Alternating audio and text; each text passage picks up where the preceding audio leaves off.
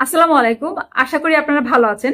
আপনারা যারা আসন্ন 50তম বিসিএস এর প্রিলিমিনারি পরীক্ষার জন্য প্রস্তুতি নিচ্ছেন, তাদের জন্য প্রথমবারেই কিভাবে আপনারা প্রিলিমিনারি পরীক্ষাতে পাশ করতে পারেন, তার জন্য 5টি স্টেপ বা 5টি টিপস আজকের ভিডিওতে আমি শেয়ার করব। আমি খাদিজা আক্তার, আমি বিসিএস সাধারণ শিক্ষা ক্যাডারে আছি।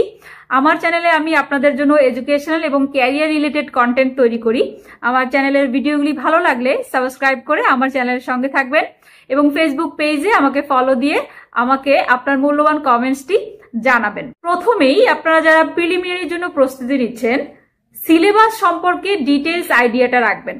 সিলেবাসের কোন কোন টপিকস ঠিক কতটুকু পড়তে হবে, কতটুকু পড়বেন এবং কোন কোন টপিকস বাদ দিবেন, সেই বিষয়গুলো কিন্তু আপনার টোটাল প্ল্যানের মধ্যে নিয়ে আসতে হবে। সিলেবাসটা আপনার টেবিলের সামনে সব সময় আটকানো থাকবে। এখন আপনি যদি মনে করেন যে কিছু টপিকস আপনি খুব বেশি পারেন, সেগুলো হচ্ছে আপনার স্ট্রং জোন, আর যেইগুলোতে আপনি দুর্বল সেগুলো হচ্ছে আপনার উইক জোন। তো এইগুলো আপনাকে প্রথমেই অ্যানালাইসিস করে নিতে হবে এবং এটা সবারই থাকে। সো স্ট্রং জোনে আপনি বেশি করে ফোকাস করবেন, যাতে করে আপনি ওই টপিকস গুলোতে বেশি মার্কস তুলতে পারেন। তো ফার্স্ট স্টেপ হচ্ছে সিলেবাস একটা রোড ম্যাপ, এবং এই রোড ম্যাপটাকে আপনার প্ল্যানের মধ্যে নিয়ে আসা, টপিকস গুলো সিলেক্ট করে ফেলা এবং 130+ টার্গেট রেখে কিভাবে প্রিপারেশন নেবেন এটা সুন্দর করে গুছিয়ে নেওয়া। দ্বিতীয় যে স্টেপটা, সেটা হচ্ছে যে আপনাকে বিষয়ভিত্তিক আলাদা আলাদা বই পড়তে হবে।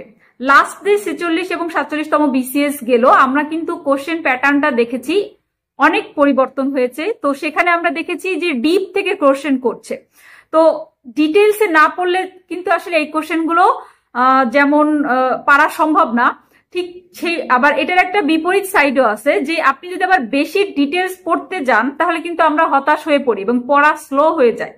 তো এই কারণে দেখেন, খুব ভালো ডিটেলস পড়ে টিকবে এই ধরনের, মানে ডিপ থেকে যদি কোশ্চেন করে, হয়তো বা টপ 500 বা 600-র মধ্যে যারা আছে তারা হয়তো এত ভালো মার্কস পেয়ে প্রিলিমিনারিতে টিকবে, বাট আপনি ওই টপ লেভেলে প্রিপারেশন নাও নিতে পারেন, আপনার কিন্তু প্রথম 10,000-এর মধ্যে টিকতে হবে।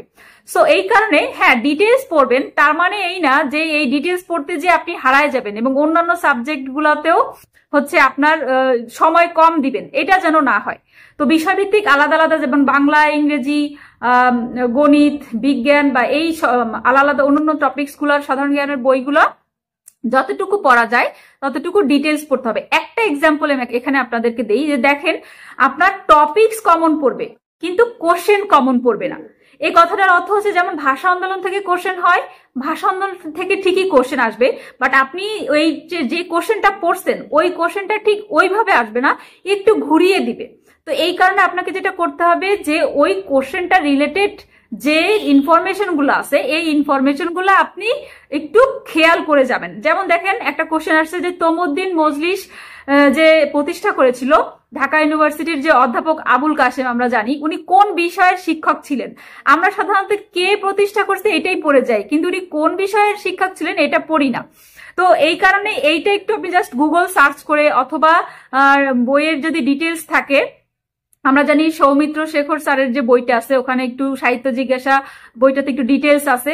তো আপনি ওই কোশ্চেনটাই পড়বেন, কিন্তু ওই কোশ্চেনটার কোনো অ্যাডিশনাল ইনফরমেশন আছে কিনা এইটা একটু দেখে নেবেন, এর চাইতে বেশি আর ডিটেলস লাগবে না। ঠিক আছে?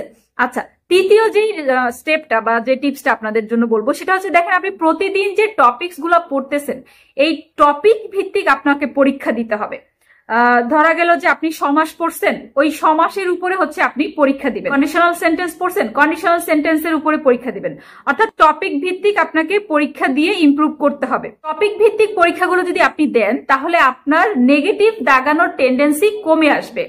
তো এই কারণে আপনার বিষয় ভিত্তিক আলাদা আলাদা টপিকসের উপরে এক্সাম দিতে হবে। চতুর্থ যে স্টেপটা বা টিপসটা, সেটা হচ্ছে যে আপনি টোটাল 200 মার্কের পরীক্ষা দিবেন। দেখেন, আপনি টোটাল 200 মার্কে কত পাচ্ছেন সেটা কিন্তু মানে ক্রুশিয়াল বিষয়। মানে 200 মার্কের মধ্যে আপনি 130 পাচ্ছেন নাকি 100+ পাচ্ছেন, কত পাচ্ছেন, কোন সাবজেক্টে কম পাচ্ছেন, কোন সাবজেক্টে একটু বেশি পাচ্ছেন, এই জিনিসগুলা কিন্তু আপনার ওভারঅল ভিউ আপনার মাথার মধ্যে থাকতে হবে। সো 200 মার্কের মডেল টেস্ট দিতে হবেন। যত দ্রুত হচ্ছে আপনি টপিক ভিত্তিক প্রিপারেশন শেষ করবেন তত দ্রুতই 200 মার্কের মডেল টেস্টের পর্যায়ে আপনি যেতে পারবেন। আচ্ছা, এরপরে যেটা হচ্ছে কথা, এর সাথে রিলেটেড একটা কথা আছে, সেটা হচ্ছে আপনারা অনেকেই বলেন যে ম্যাডাম কিভাবে এই প্রিলি এবং রিটেনের পড়া একসাথে পড়বো, বা রিটেনের পড়া ঠিক কখন থেকে শুরু করব। আমরা জানি যে রিটেনের জন্য মাত্র অল্প 2-3 মাসের মতো সময় পাওয়া যায়। তো সেক্ষেত্রে আমার পরামর্শ থাকবে যে আপনারা যখন দেখবেন যে আপনি রিটেনের প্রিলির 200 মার্কের পরীক্ষায় আপনি পরীক্ষা দিলেই 120+ পাচ্ছেন, 130+ পাচ্ছেন পরীক্ষা দিলেই, যে কোনো প্ল্যাটফর্মে পরীক্ষা দিলেই, তখন থেকে আপনি রিটেনের জন্য ডিটেলসে পড়া শুরু করবেন। তার আগ পর্যন্ত আপনি প্রিলিকে ফোকাস করেই পড়েন, কারণ প্রিলিটা হচ্ছে অনেক কম্পিটিটিভ হয়ে যাচ্ছে দিন দিন। আপনি যদি সম্পূর্ণ ফোকাস না দেন তাহলে পারবেন না। আরেকটা বিষয় হচ্ছে, যখন থেকে আপনার প্রিলিমিনারির আবেদন শুরু হয়ে যাবে তারপর থেকে আপনারা রিটেনের পড়া লাগবে না, শুধু প্রিলির পড়াই পড়েন। ঠিক আছে, প্রিলির ডেট দিয়ে দিবে, প্রিলির আবেদন প্রক্রিয়া শুরু হয়ে যাবে। এর আগে যদি আপনার সময় থাকে তখন আপনি রিটেনের পড়াটা গুছিয়ে রাখেন যতটুকু সম্ভব। আচ্ছা, লাস্ট যে স্টেপটা সেটা হচ্ছে আপনাদের জন্য বলবো যে আপনি বাংলাদেশের যে কোনো প্রান্ত থেকেই প্রস্তুতি নেন না কেন, আপনাকে কিন্তু জানতে হবে যে আপনার আসলে অবস্থানটা ঠিক কোথায়। আপনি একটা কোচিং এ যে পরীক্ষা দেন, সেখানে দেখা যাচ্ছে যে আপনি 100 বা 200 স্টুডেন্টের মধ্যে হচ্ছে কত করতেছেন আপনি জানতে পারতেছেন। বাট আপনি এটা তো একটা পুরো বাংলাদেশের সকল প্রান্ত থেকে সবাই পরীক্ষা দিবে, আপনাকে প্রথম 10 থেকে 12,000-এর মধ্যে টিকতে হবে। এখন তো আমরা দেখতেছি যে খুব কম টিকাচ্ছে প্রিলিমিনারি পরীক্ষাতে। তো এই কারণে আপনি যদি ওই 10,000-এর মধ্যে টিকতে চান তাহলে আপনাকে নিজের অবস্থানটা একুরেটলি যাচাই করতে হবে, এবং এটা একমাত্রই সম্ভব আপনি যদি কোনো অনলাইন প্ল্যাটফর্মে পরীক্ষা দেন, যেখানে প্রায় দেখা যাচ্ছে 5 থেকে 6,000 বা তারও বেশি পরীক্ষার্থী পরীক্ষা দিচ্ছে সারা বাংলাদেশের বিভিন্ন প্রান্ত থেকে।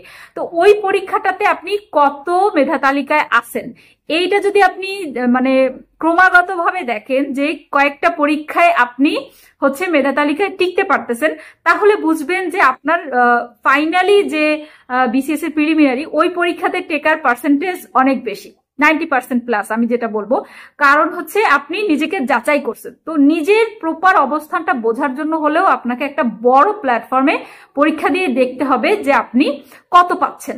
তো আশা করি এই টিপস গুলো যদি আপনি ফলো করেন, প্রথমবারেই আপনি বিসিএস প্রিলিমিনারি পরীক্ষাতে টিকতে পারবেন।